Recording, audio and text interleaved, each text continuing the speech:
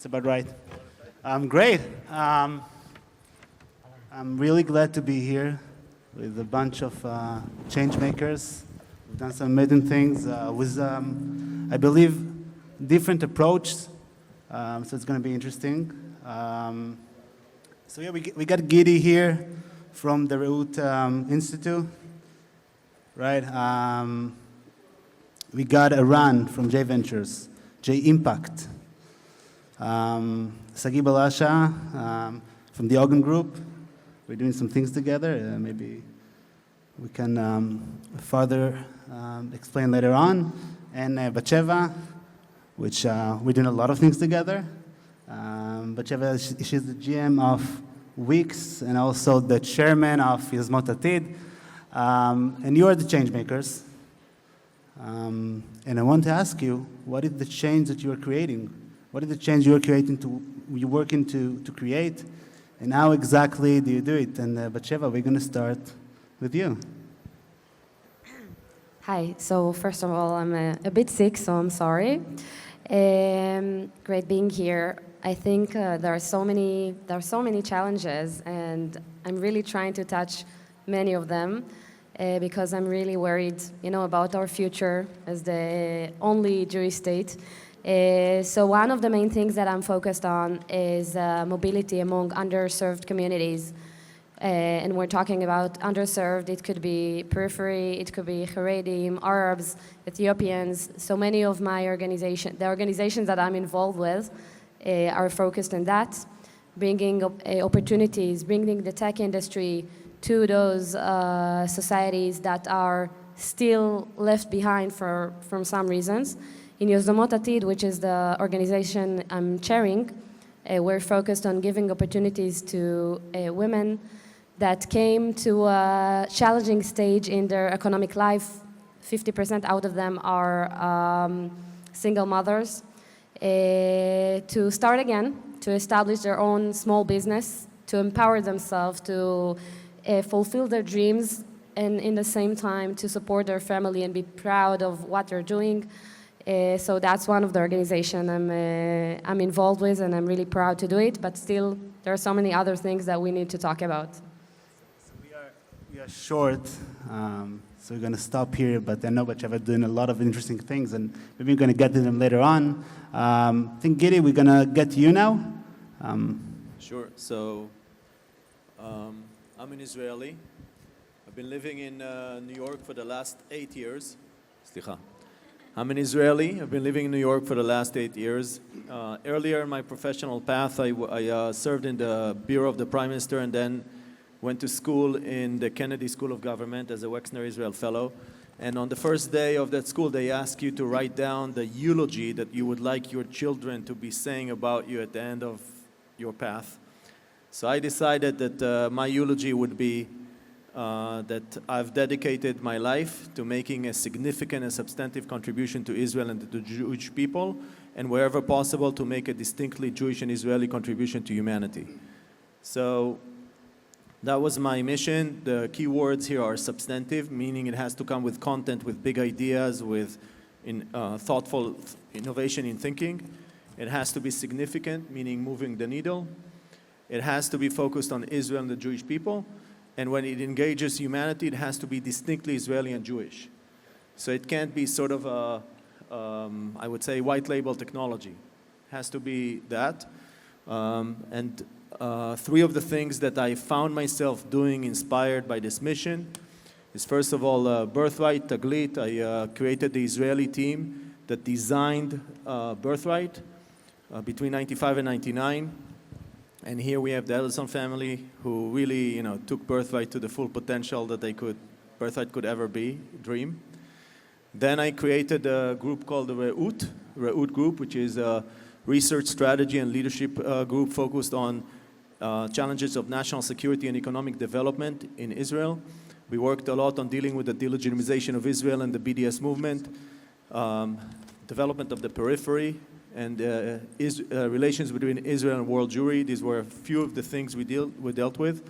And out of Reut came a third initiative called TOM, which stands for Tikkun Olam Makers. And TOM is basically for those of you who know Israel, it's like the Rafael or the Maf'at around social issues. So it's a platform for inventions and innovations around needs of people with disabilities, elderly, poor people, except the idea was to also turn it into a platform for humanitarian diplomacy. And we're now working in 35 countries, including all Abraham Accords countries and other Muslim and Arab countries. We're also, it's also a platform for Jewish peoplehood, for connecting Jews from all over the world around very effective innovation in technology and design around needs of people that are disabilities, elderly, and poor people. So Thanks. This is sort of my journey to date. Thanks, Gidi, and we're gonna dive into it later on. Eran, Sure. what is your mission? First of all, very tough act to follow after Gidi, okay, Yeah, I must say. Yeah.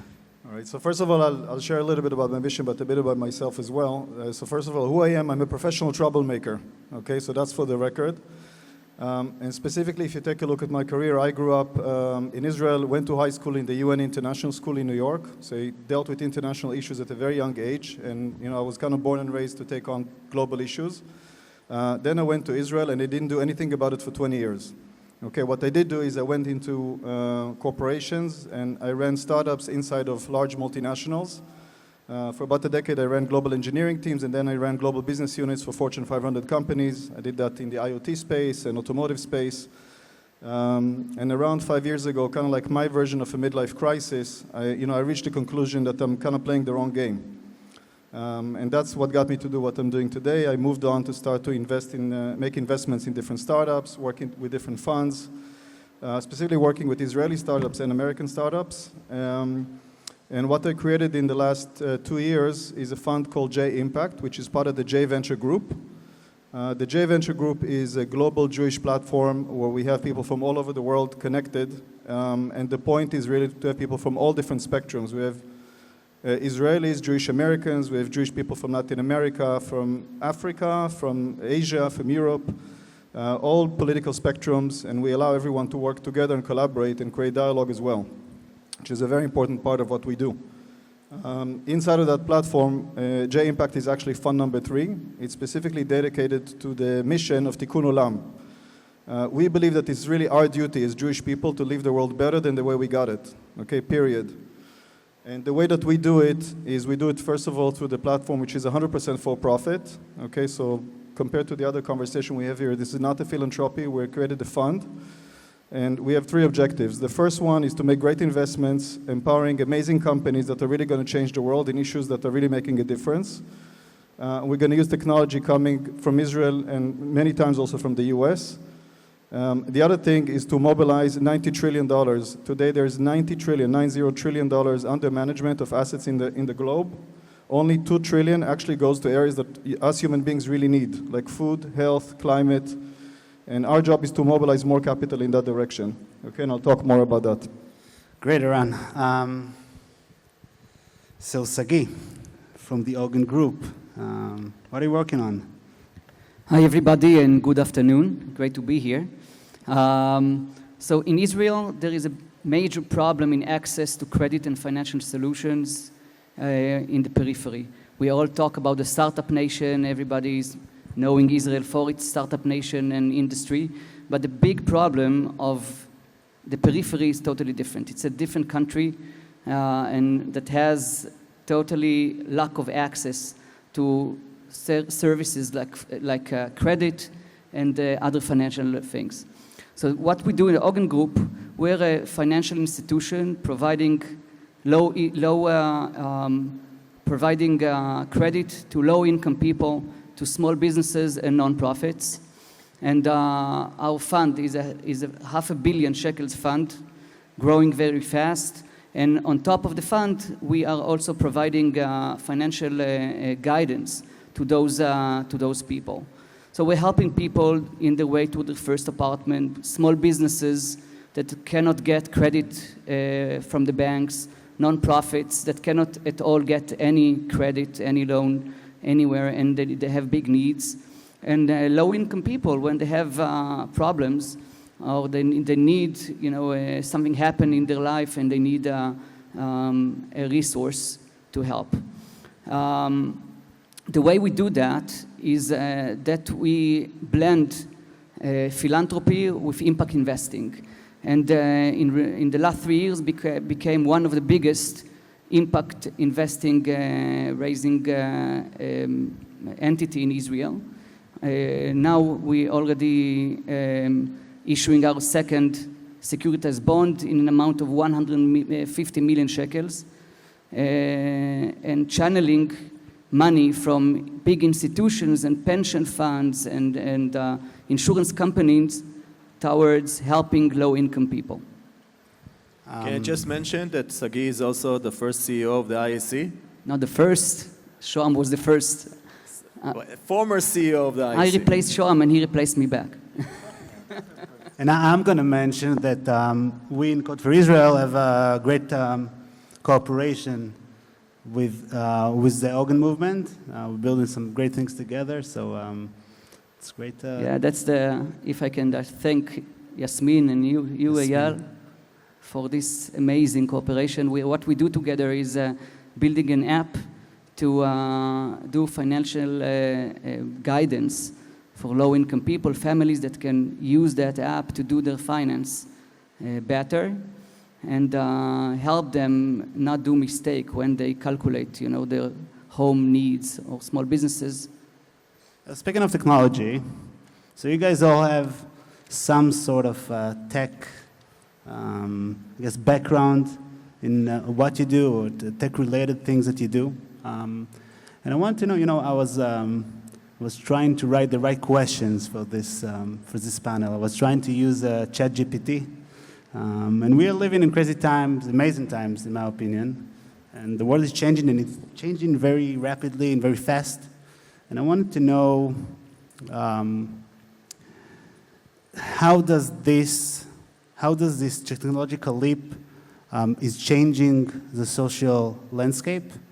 And also I'm going to ask, what are the opportunities that are not being used? Eran, I think this is a question for you. Sure, I'll take it gladly, yeah. So first of all, what I would say, we invest actually in 4 main areas. We invest in health, in food, in climate, and in social technologies. And my answer is actually going to be generic, not just on social. I think in essence, we're actually in technology only in day one. Okay, we think that we've come a very long way, but we're really just at the beginning. And what I mean is the pace of evolution of technology is rapidly evolving and everything is building on the other. And I'll give you an example. In the 1990s, when I was a kid, I used to love technology. There was an ad from Radio Shack, and I wanted to buy all of it. And to buy all the products there, the alarm clock, the answering machine, all of it was $6,000. Today, for $100, all of that is in my pocket. So what I'm trying to say is, we cannot even imagine what the world will look like in a decade from now, but we have some hints. And if I take a look at the hints, first of all, everyone now, most people on the planet are connected to the internet. They have a cell phone in their pocket, so we can use that for analytics. We can use that to drive health.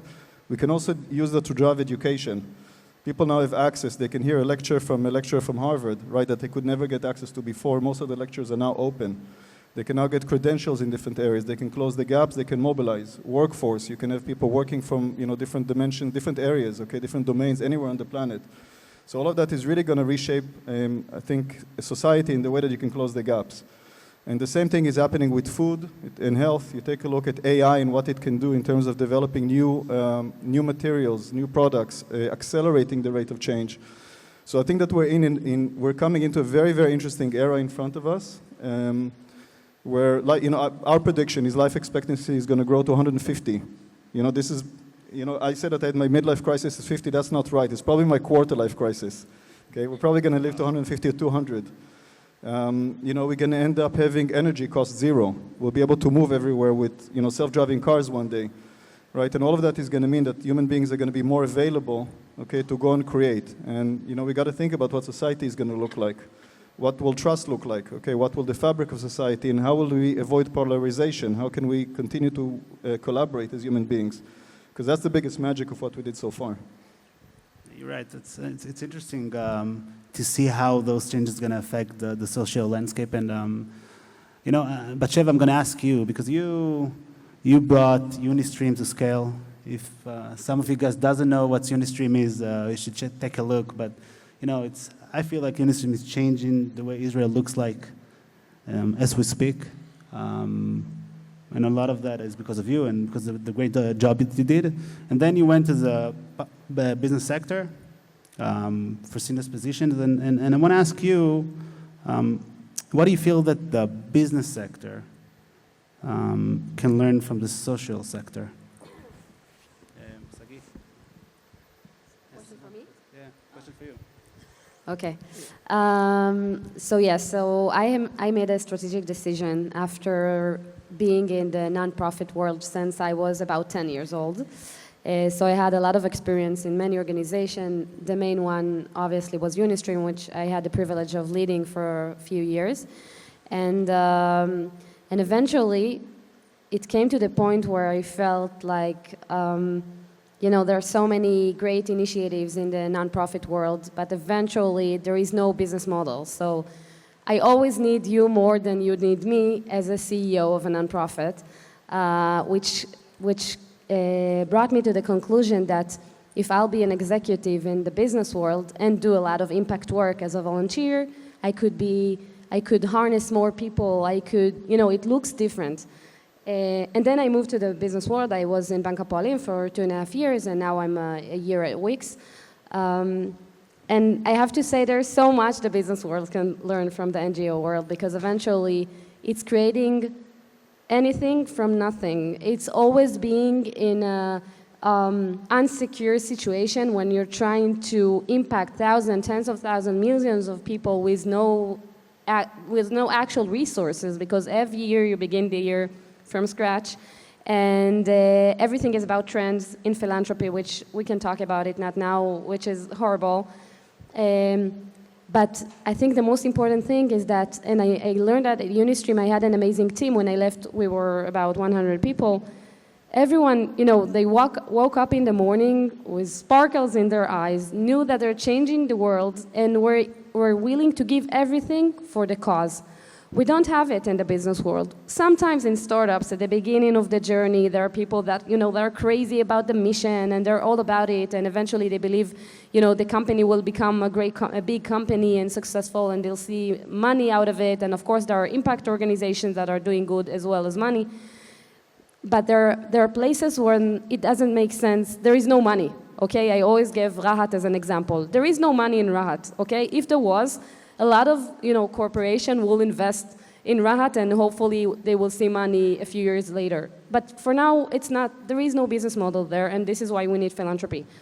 And I think the ability to harness people, to get the most out of people and create so much in very, very limited resources, it's something that is really hard to make in a business organization, and it's really hard to explain why. Because when I was working for Bank Hapoalim, I did a lot of things, a lot of events, and I will always say, at Unistream, we did it 2 people, 10% of the budget, and we did much, much, much better than we're able to do now. And it's some kind of miracle that I think is a random mission, and it's something that is a bit missing in the business world. Yeah, now it's different times for the business world. Maybe they're going to get... hopefully. Yeah, no, not hopefully. Yeah, that's how it's going to work. So Sagi, we've been speaking a lot about the philanthropic landscape, and the social landscape, and the impact investment landscape. Maybe you can tell the crowd, explain to them, because you're doing some interesting things. You're combining philanthropy with impact investments. Can you explain to them the main approaches, and of course, how do you see it? What is your approach? So basing on philanthropy only is very limiting. When I just came to Ogen, and I inherited a fund of 200 million shekels. It was a philanthropic fund that gave interest-free loan to low-income people, and I was thinking, okay, it's a big enough fund, but it's a drop in the bucket in terms of the need of low-income people in Israel. How can I grow it? I cannot do it only in philanthropy, right? 200 million, that's a lot, so we can raise a few millions a year. It will grow in 3, 5, maximum 10% a year, but the needs, how do I grow to the billions? And then, I started to study impact investing and discovered that what we do is giving loans, right? Giving loans don't have to be interest-free, it can be with small interest. And I ask a social question, I ask people, what is better, to give 200 million interest-free, or if we could give $1 billion, $2 billion, with a small interest. And everybody said, yeah, access to credit is more important than the interest free. And then it was a paradigm shift at Ogen. We went out and started to just raise impact investing. In the beginning, we went to people and said, would you want to deposit money with Ogen, like a bank deposit, like a CD? We'll give you some interest. People did that, but the motive of most people was still philanthropic, because who would take $1 million, $2 million and put it at a non-profit with a very low interest and just locked his money? So we raised 50 million shekels. And then we said, okay, we need to think about an instrument, how to do it big. How to do it, to go to a big institution, to pension funds, to insurance companies, to big investors, and offer them an investment which is, according to, gives good return on investment, good yield, like a business yield, that what we give them as a return on their investment is as good as any other investment. So we came up with a securitized bond model. I will not elaborate on that here because it's a little complicated. Not that complicated, yeah, but... You could draw some charts. Yeah. So we took a portfolio of loans and decided to sell the loans as a security to investors that will invest with us. We took 50 million shekels. That was our first securitization of loans we gave, went to different investors and told them, you know what, invest with Ogen, because you think maybe it's a non-profit, this is risky. We will offer you two things to protect you. First, we're giving you the stream of the loans. You will hold the loans, it's yours. You will get all the repayments of the loans. Secondly, and even stronger, we offered philanthropists to absorb all the risk. We are giving loans. Loans are risky. They can default, right? So what we did, we put a layer of philanthropy that absorb all the default. So the investors have no risk anymore. Now they can invest with zero risk. We were successful in doing that. There was a whole launch in the stock exchange in Tel Aviv. And now what we are in the middle of the roadshow of a 150 million shekels securitized bond. Wow. And more than that, Israel's Moody's, the rating company called Midrug, they gave this bond a AA-. This is the first time in Israel there is such structure. There is the first time in Israel a non-profit gets a AA- at all, rating. Nobody before, and I hope that this tool will enable us to really get. We already went from 200 million to 500 million, and I think we can see in 2-3 years we are already kind of a non-profit unicorn in Israel. Incredible, Sagi. And non-profit unicorn, that's we're looking for one of those. Amazing. So Eran, there is a say about impact investors that they're like vegetarians. If you get into a room and you want to know who is the vegetarian, how would you know? So the answer is he's just going to tell you. You don't need to look out for him. And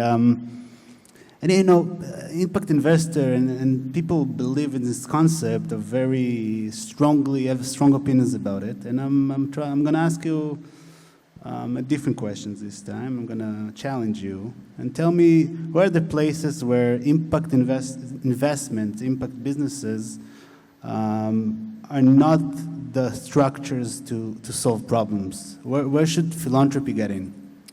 Sure. So I think like a good, if I were a politician, I would first of all say what I want to say, and then I'll answer your question. Obviously. Okay, so I'll start with the opposite. And by the way, my objective is that we finish our questions as quickly as possible so we can open it to you. Okay, so start to think about your question. I really want to engage with you. But maybe first, just to give the background, if you take a look at the landscape of what we're all doing, you have people here from philanthropy, right, that put money to good causes in terms of impact. Okay, you have what Sagi is doing, which is kind of like in the middle, okay, doing investments and getting a small return, but making a huge impact in terms of giving people loans, people that really need them.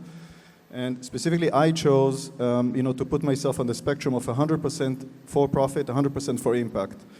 And the reason for that is when we invest in companies, in for-profit companies that create impact in the world, when they create a profit, they can reinvest the profit, they can become bigger and bigger and bigger. They're not relying on philanthropic dollars. Now, not everything is a good fit to that, okay? And that's really what Eyal is asking. So as a fund, we're looking for a few things. The first thing is we're looking to make sure that there's a financial return to our investors, which means that we want to see that the company will have a profitable and a substantial exit within 5 to 7 years. Not everything is a good fit for that as a starting point. The second thing, we're looking to make sure there's technology, okay, in the investments that we make. There has to be a moat, okay, that the companies can create a business and grow it rapidly. And then, we're looking for certain market maturity that can grow and can take that kind of growth.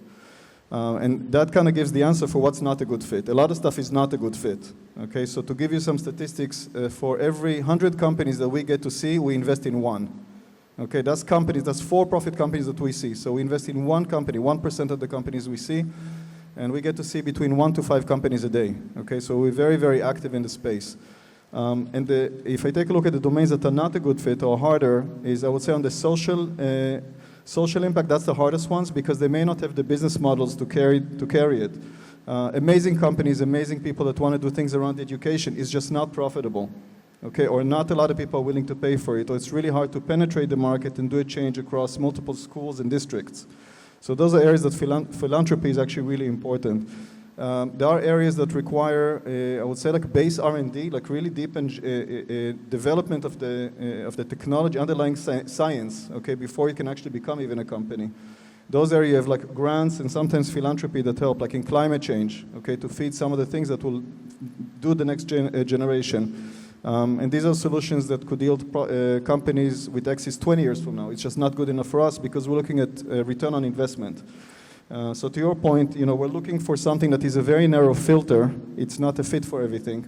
But that's why I think we need everyone on the panel. Everything needs to happen. You need the philanthropic dollars to go and support society in areas that investment is not the right places. You need the places where blended capital is the right area, and where impact investment is the place. And then I would argue that that's a place that's very worth investing because there's not a lot of it. And in the VC world, that's actually almost like a non-existent unicorn. But if we were to put more money there, we can create more impact unicorns, financially and impact-wise. Amazing. Thanks, Eran. And Gidi, so I guess in a way you're the most philanthropic oriented nonprofit based only on philanthropy money, I guess. And I want to ask you, there is a say about philanthropic opportunities. People are trying to look, and I guess philanthropists are trying to look at the philanthropy landscape just the same as they're looking at the business landscape and looking for the best places, the blue oceans. I think there is something wrong with the... You should switch off the mic. Maybe you should. Great, thanks. Where are the blue oceans in the philanthropic, the social landscape? There's different times now in Israel. A lot of things is changing, and looking forward, looking into the future, where are the hot spaces in the social landscape? So actually, I get to build on everybody's answers. I want to start with Eran. We are in a world where the pace of change is accelerating. There's a change in the nature of change. And because of this change in the nature of change, and Eran mentioned a few aspects of it, for example, the extended life expectancy, people will be longer in retirement than in work, the becoming thin of social safety nets, the rapidly accelerating pace of change in the labor market, shorter careers, etc., etc. So there's massive disruption in society. This is what we need to understand. Now, societies evolve because through the dynamic between technical innovation, that's your car, your cell phone, your computer, etc., and social innovation, which is how we organize people to get things done. The first venture capital, the first bank, the first standing army, the first public school, all of these were social innovations, not technical innovation. The issue is that technology is moving much faster than the social innovation. This gap is extremely dangerous This is when you have civil wars, revolutions, conflicts, is because of this gap. So innovation in social structures is exclusively nonprofits, almost exclusively. But the real challenge is to balance the two. So I think the blue ocean of philanthropy and the blue ocean of nonprofits is where there is this intersection between government failure and market failure. When the markets cannot provide the products that people need at the scale that people need, and when the government cannot do it because the political system is not there, that cross is the sweet spot of philanthropy. The issue is that it's very, very hard to identify. So, for example, if you look at what Batsheve did in Unistream, classic, no business could do what she did, and no government could do what she did. And that's why it's a classic nonprofit philanthropy intervention. And there are many others as well. I'll just say that as the pace of change in society is accelerating, we need more and better nonprofits. Because this is the real safety net. Just to explain what's happening, technology is moving much faster, but our governments are evolving at the pace of human relations. It takes exactly the same time today as it took decades ago to build consensus. So the gap is growing, and that's why government systems are increasingly irrelevant around the world. And we see the crisis in the capacity to govern all over the world. So who's in the middle? The nonprofit and philanthropy. What's the big opportunity? There's unbelievable amount of philanthropic funds today in the world. Billions and billions of donor-advised funds who are now available for the best nonprofits. And if you have a big challenge, you could actually build, I think he said it jokingly, we could actually build $1 billion unicorn nonprofit.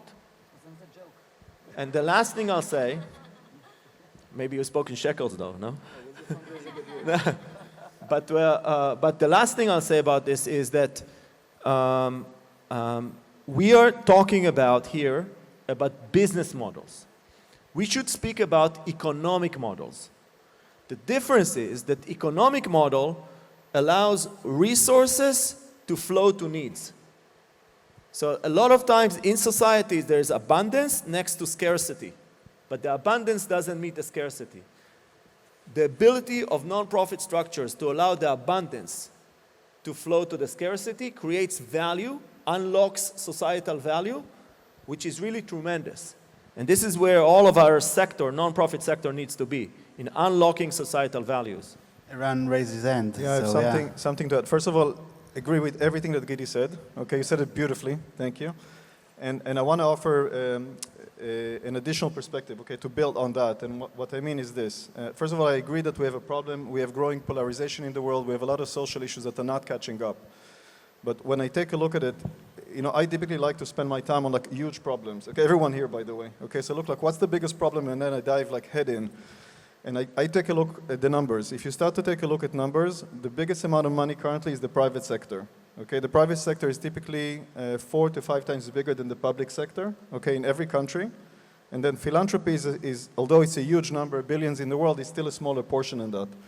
So, you know, kind of like the theory of change that we looked at is what if we could harness capitalism, like the whole thing, okay? We understand, capitalism exists, okay? Everyone understands greed, everyone wants to make more money, wants to grow.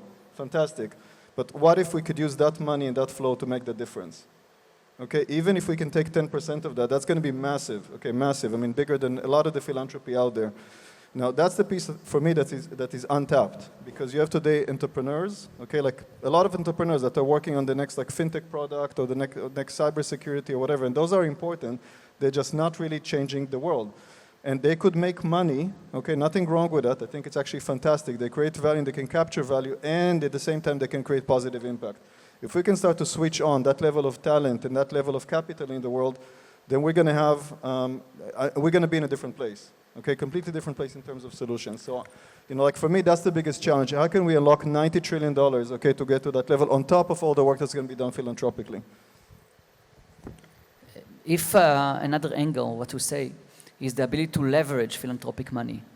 Because we know maybe the piece of philanthropy is the smallest from business sector, government sector. The smallest is philanthropy. But what if we use a small chunk of philanthropic money to leverage big business money And a small piece of philanthropic money is the money that solves the market failure. In what we do in our impact investing, people, business money cannot solve access to credit to low-income people because it's not interesting for businesses, it's too risky. But if the philanthropy takes the risk, the 5% risk, the 95% can come from business people and big investors, and that can work in many different areas. This combination, this blending.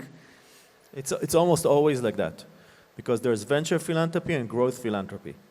And the venture philanthropy comes when there is great risk. If you look at Birthright, for example, Birthright 95 to 99 raises $0. Zero. The biggest idea of the Jewish people in last generation raised a big round number, as I said. Then come Bronfman and Steinhardt. They put in the venture philanthropy. Through that, they proved the model of Birthright. And then comes the growth money. By the way, they came in with Lynn Schusterman and others. And then came the growth money of Birthright. And obviously, the Adelson family was phenomenal in that. But really, the Birthright was muddling through for 4 years without a single dollar until it really happened. So that whole tension, venture, growth, philanthropy, we see it also, compared to the business world. I just want to say one thing about government. Yes, government is much smaller than the business world. But so much of the business world is totally irrelevant to society. Consumerism, ads, marketing, no offense to anybody here, okay? Government, 20-something% in most countries is education, welfare, infrastructure, and so on. And so many of the best technologies coming out of Israel, and I know that there are a lot of technologies and entrepreneurs who have this I took on the world kind of story, and I'm the entrepreneur that built this company. Most of them are standing on the shoulder of massive public investments in education, in the military, in training, and so on, and then coming up with this, the final kick, scoring the goal, etc., etc. So what I want to say is government, taxes, this is our biggest contribution to society, is the taxes that we pay. Then we do philanthropy. Amazing. Thanks, Gidi. Thank you, guys. Should we raise taxes? By the way, I grew up in Africa. In Africa, you don't pay a lot of taxes. It's great, right?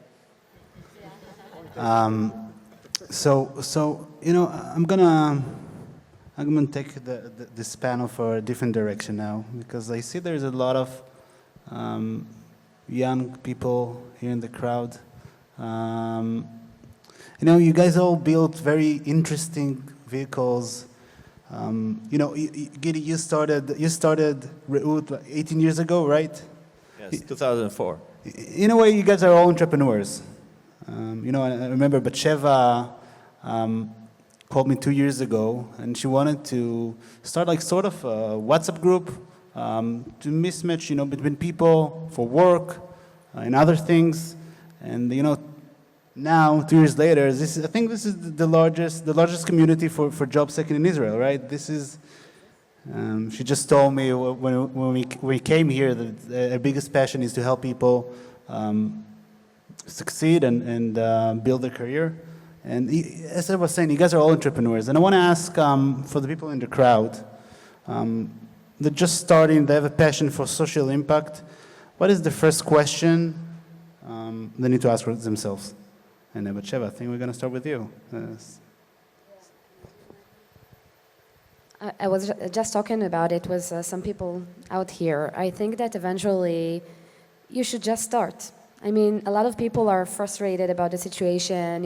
Everyone is painful about different things, and most of us sit in our house, do like or unlike or whatever in the social networks, and eventually don't do much about it because we don't know how.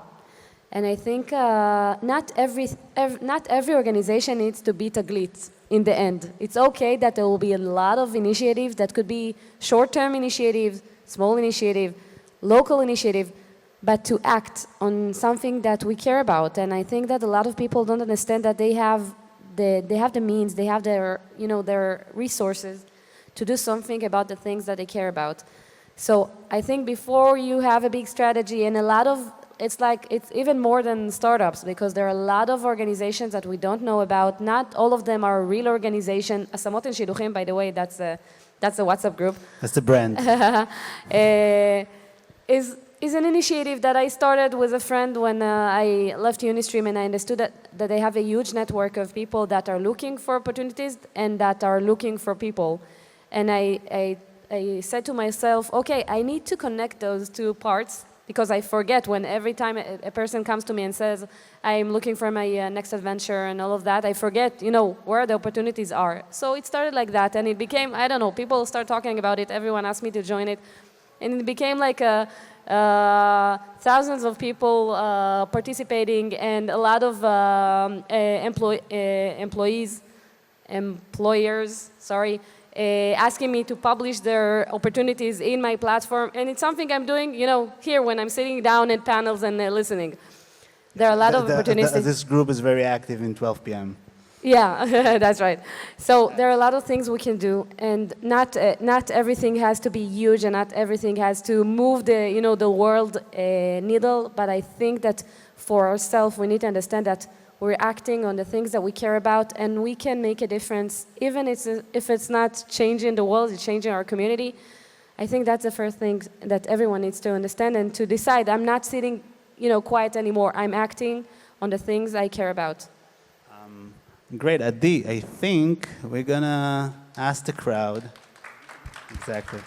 Don't clap yet. It's your turn now.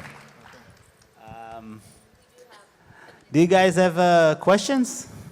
Great. How many hands? Okay, let's start. Let's start with you. Yeah, I think so. All right. Thank you so much. And you can direct it to whoever you want. It's for everyone. First, I want to thank Sagi. My name is Tomer Levi. I'm a social entrepreneur from Israel. I have a social business that helps to deaf people from all over the world. And with Ogen, half a year ago, we had with huge debt. We got the best offer of loan from Ogen. And right now, we're after huge success, like break even. We managed the Eurovision and the World Cup to be accessible. And right now, we are here to make the Super Bowl to be accessible. So thank you, Sagi. Wow. And I think maybe the biggest question, the big elephant in the room of entrepreneurs is about investments and social investments. And as I am not talking just about NGOs, maybe about social businesses. And I want to ask you, what do you think in 2023, with all what's going on in the world, in the business side, in the investments, that it's really hard to get investment today? What is the place of the social investment for social businesses, and if we can do it, and if you have any suggestion for us? Sagi, I think this is a question for you. He's asking about social businesses. Okay. Yeah. Yeah, I think, the terminology for a social business is some kind of a in-between a business and a non-profit. It's a business that have social goals, like a non-profit. And I think the first thing you need to ask yourself, how profitable I want to be. Do I maximize my profit? Like it's a range. Or I'm becoming more of a non-profit, like in a profit. Now, I think it depends on the business. It really depends on the industry and the business. So I don't have, one answer of what exactly you should do in each case. But I think the first question to ask, what is the structure of this business? Is this a real, maybe it's a non-profit. It's easier to raise philanthropic money when you're structured as a non-profit. Or it's not, or it's 100% business, and then no reason to, with all the headache of becoming a non-profit. And we deal with that all the time, because in the Ogen Group there are already 7 entities, and subsidiary companies, and even in Hebrew we call them nechadot, like the subsidiaries of the subsidiaries, and then all that. And every time we open one, we say, okay, should it be a business? Should it be a non-profit? And we end up opening it as a non-profit, even though it's based on a lot of business element, and and even raising a lot of capital from the business sector. Most of the capital we raise nowadays is from the business sector. So, Eran, what is your short answer about that? And then we're going to have two last questions. Sure. So first of all, I think, like he said, you should figure out if you're a non-profit or a for-profit. Okay, being in between is a little harder. And in general, I would say this year, just the amount of capital in the world is shrinking. It's by design. It's not a mistake. That's what central banks are doing. It means that the bar is raising. And that's a general answer. You need to get a product market fit, whether it's a non-profit or a for-profit. Figure out what really creates value and then focus there. I can tell you that companies that are doing social things and are, on the for-profit side that I'm looking at, they're able to raise money. It's harder, but it's possible. Like to give you a real example, we're looking right now at a company that is taking analytics from municipalities. They're doing a prediction of whether a family is going to go below the poverty line. Okay, now that can be a great business and it's an amazing impact and they can turn around families before they hit the poverty line. Okay, that's massive. And they have a great team and they're doing good work. Okay, so that's just an example, and we're looking at things that can provide accessibility and jobs for like millions of people, right? Creating jobs in areas, in like the poorest areas of the world. But those jobs are profitable. Okay, so if you hit the right kind of nail, okay, you'll get there. I saw another question, right? Hi, my name is Noah. I'm a student at the University of Pennsylvania, and I want to thank Gidi specifically because I'm one of the leaders for Tom at UPenn. And so I have a question for the whole panel, but it stems from this. And I'm just wondering, you've all been super successful in growing your social impact projects to big, to big scales. And I'm wondering what's one tip that you maybe have on getting people involved, and to give a real concrete example, how do you deal with friends that you think have the skills to really help you with your mission, but you don't want to turn into like the annoying friend that's nagging them all the time to volunteer. And so what are your thoughts on that? And thank you. Great question. Great question. Batsheve, I think it's for you. So I really believe in awareness. A lot of organizations are doing an amazing work, but they're under the line. I mean, they're unknown, and they're not investing enough to look, shiny, to look wow. And we are in a world that, we don't have enough attention when we have a lot of noise. And it's so important to invest in the awareness, in, professional campaigns, in harnessing people around everyone. Eventually, people wants to be where everyone wants to be, right? So you can start with a few, high-level executive impact people that you're inviting and you're harnessing to be a part of your organization and to talk about it and everything else. And eventually, it's like, it's happening because people are talking about it. People see, this and this person coming to your event or whatever. It looks amazing. It looks like the best event ever. And I think a lot of organizations don't understand how important it is. Even though today more and more organizations understand that it's important to invest in it's marketing, PR, everything around it. And eventually, and I think it connects to the last question that we have, in the world of a lot of noise, you need to be better. And becoming better is not always doing the change that you're trying to do better, because, there are a lot of amazing organizations that no one knows about, but it's being better in every other aspect, looking better, attracting people better. And another thing that I want to say about it, when I'm doing fundraising for so many years, really since I was a child. And the professional people always told me, don't spray and pray.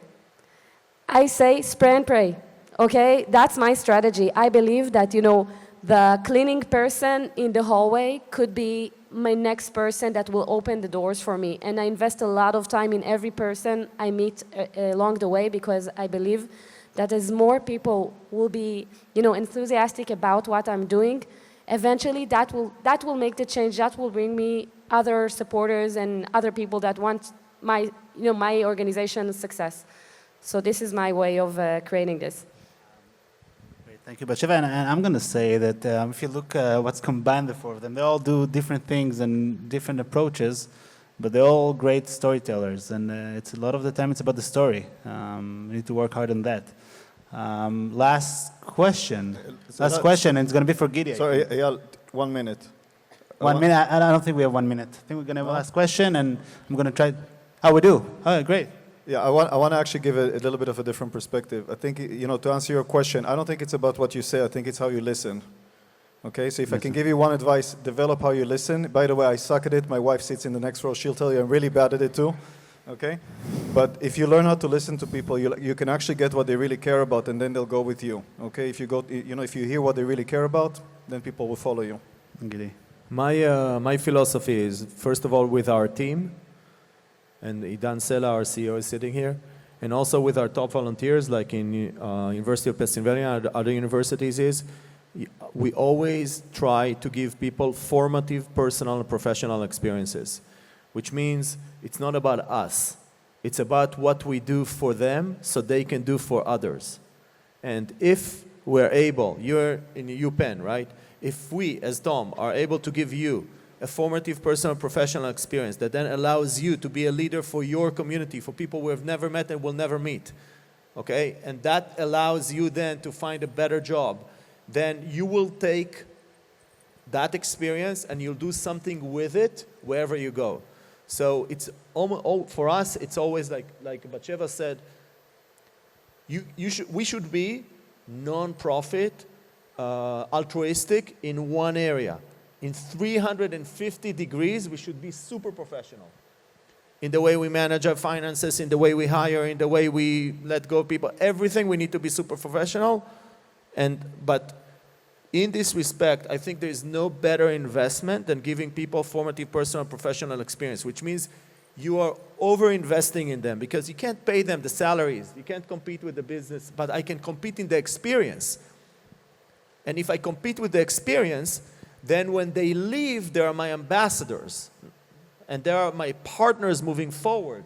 And a lot of times they keep coming back, and you see it as well, as board members. They come back as advisors. They come back as resources. So it's all about massive investment in the people that you work with, which most for-profits would not do. I just want to finish, just suggest a quote. Yeah, go for it.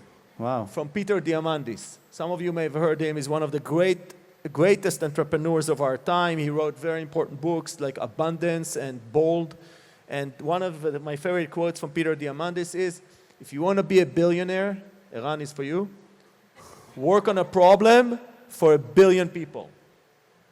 If you work on a problem of 1 billion people, you can be a billionaire and then also move the needle, which is what Batsheve said earlier. Thanks a lot, Gidi. One last question, Adi, right? How much time do we have? Last question. Wow. Adi, you're going to choose. I don't want to be the one choosing. No, the one close to me? Okay. This person? Well, Okay, so I'll ask, I guess. And a dilemma. Apologies. This is an Israeli atmosphere, guys. We'll We need continue to- until they drag us out. Okay. Yeah. So I work for a cooperative, and so it's sort of an interesting, I'm listening to the business side and the social impact side. And where do you all see cooperatives? There used to be quite a lot of them, and now not so many. And where do you see that business model going, if at all? Gidi, what do you have? I think Eran, what do you have to say? First of all, I love them. I can tell you, I run a cooperative. Okay, what I mean, I know it's kind of people like, so I run a venture fund. The way a venture fund is run, it's a partnership. Okay, it's multiple people investing. Everyone has a piece of a share, and then we all work together. Okay, most funds are the way that they build that way. People invest and then there's no communication. For me, it's different. For me, all the people at investors, they are partners and they're active in this game with me together. Okay, so I really, really believe in that. I think that the model of community working together to achieve a goal is a great one. And I think co-op is a for-profit version of doing that. So I think it's actually, I don't know why it's not used as much. I think we're used to that, the typical structure, like of the pyramid. But I hope it will come back. It just needs to be something that fits the objective, right, that you're trying to achieve. Can I suggest that it's already back? In a big way. I love cooperatives too. It's called the sharing economy. So Airbnb, Zipcar, Car2Go, Uber, this is all kind of modern day 21st century cooperatives. Uber used to have toxic culture, but if you take out the company culture, in terms of the idea, it's an amazing, amazing thing. First of all, it gives people second source of income, third source of income, which is very, very important in the world of rapidly accelerating change, and you can lose your job tomorrow. It's very important that people, home economics will be diversified. More than one job, that's the first thing. Second, they're using cars that otherwise would be standing and so on. There's so many benefits to this sharing economy. And remember that the platforms that allow these kind of sharing economies have only been in place since 2008. So only 14 years that we can even imagine the 21st century cooperatives, and they're back big time. So Adi just gave us one really last question.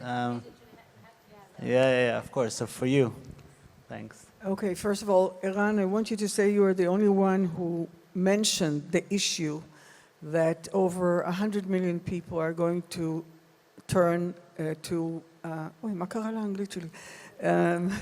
become poor, normal people, working people who soon will not be able to pay their electric bill and will not be able to provide and meet.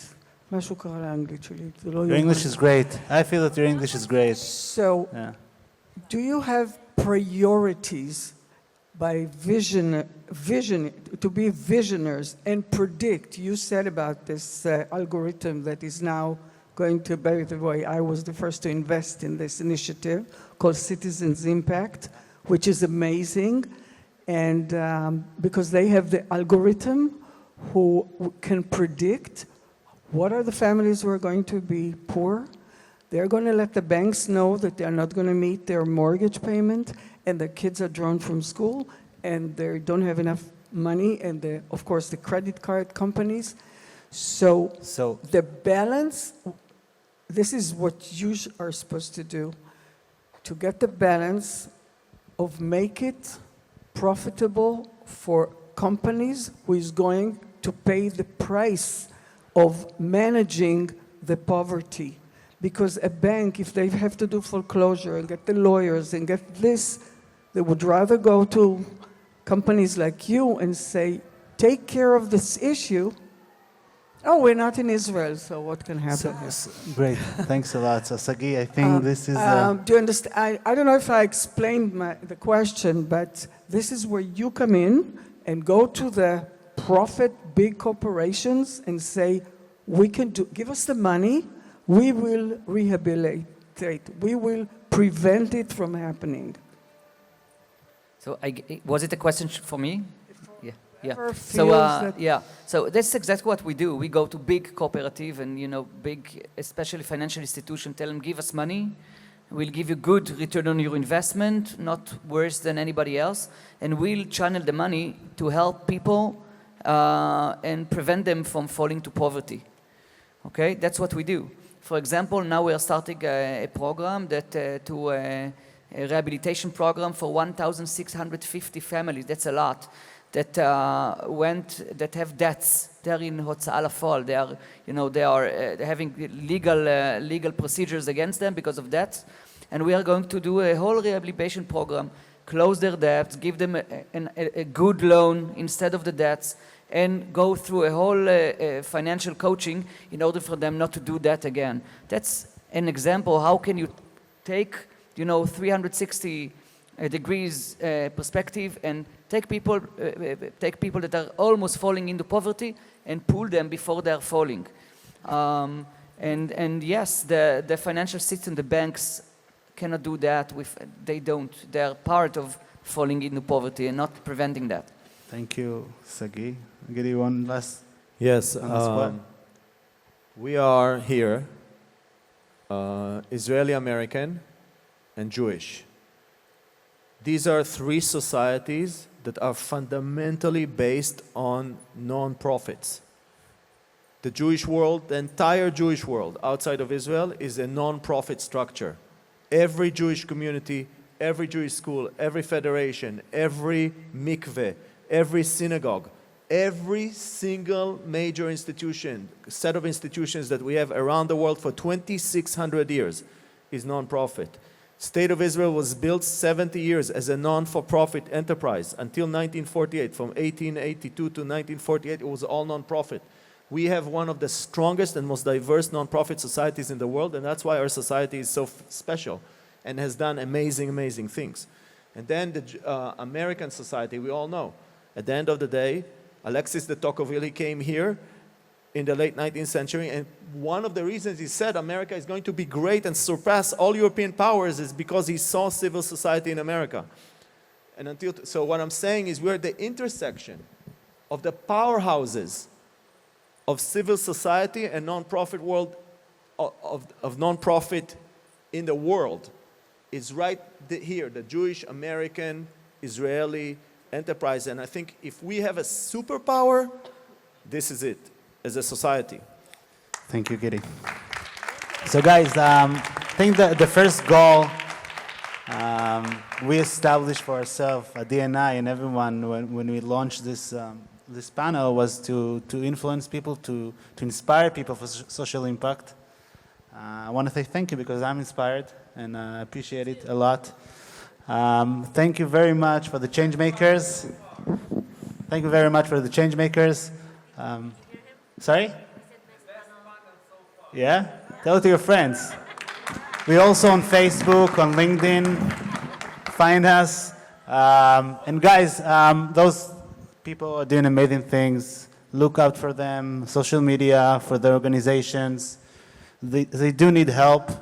They can use their help. They're doing great by themselves, but they can use the help. And thank you very much for being here, guys. Appreciate it.